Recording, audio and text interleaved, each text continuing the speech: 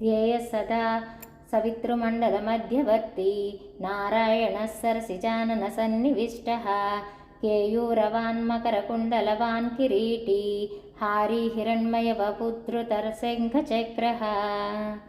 ततो युद्धपरिश्रान्तं समरे चिन्तया स्थितं रावणं चाग्रतो दृष्ट्वा युद्धाय समुपस्थितं दैवतैश्च समागम्य द्रष्टुमभ्यागतो रणम् उपागम्य ब्रवीद्राममगस्त्यो भगवान् ऋषिः राम राम महाबाहो शृणु गुह्यं सनातनं येन सर्वा नरीन् वत्सा समरे विजयस्यसि आदित्यहृदयं पुण्यं सर्वशत्रुविनाशनं जयावहं जपे नित्यामक्षयं परमं शिवं सर्वमङ्गलमाङ्गल्यं सर्वपापप्रणाशनं चिन्ताशोकप्रशमनमायुर्वर्धनमुत्तमं रश्मिमन्तं समुद्यन्तं देवासुरनमस्कृतं पूजयस्व विवस्वन्तं भास्करं भुवनेश्वरं सर्वदेवात्मको ह्येष तेजस्वी रश्मिभावनः एष देवासुरगणान् लोकान् पाति गवस्तिभिः एष ब्रह्मा च विष्णुश्च शिवस्कन्दः प्रजापतिः महेन्द्रो धनदः कालो यमः सोमो ह्यपाम्पतिः पितरो वसवः साध्या ह्यश्विनौ मरुतो मनुः वायुर्वह्निः प्रजाः प्राणा ऋतुकर्ता प्रभाकरः आदित्यसविता सूर्यः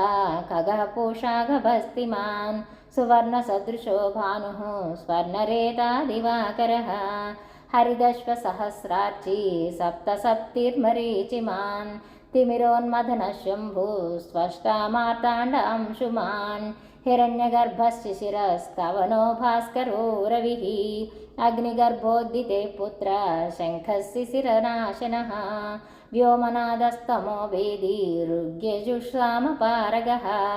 घनवृष्टिरपां मित्रो विन्ध्यवीधिप्लवङ्गमः अतपि मण्डली मृत्युः पिङ्गलः सर्वतापनः रविर्विश्वो महातेजा रक्तः सर्वभवोद्भवः नक्षत्रग्रहताराणामधिपो विश्वभावनः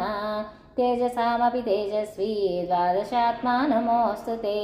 नमः पूर्वाय गिरये पश्चिमे गिरये नमः ज्योतिर्गणानां पतये दिनाधिपतये नमः जयाय जयभद्राय हर्यश्वाय नमो नमः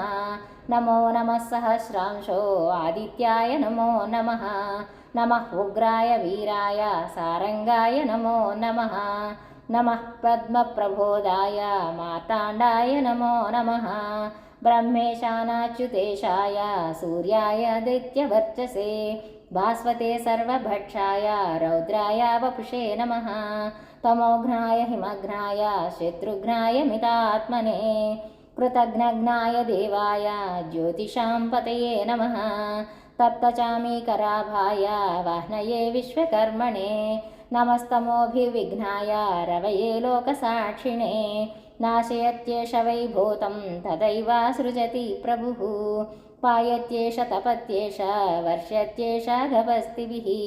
एष सुप्तेषु जागर्ति भूतेषु परिनिष्ठितः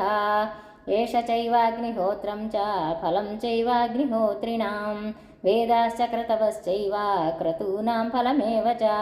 यानि कृत्यानि लोकेषु सर्व एष रविः प्रभुः एवमाप्सु कृच्छ्रेषु कान्तारेषु भयेषु च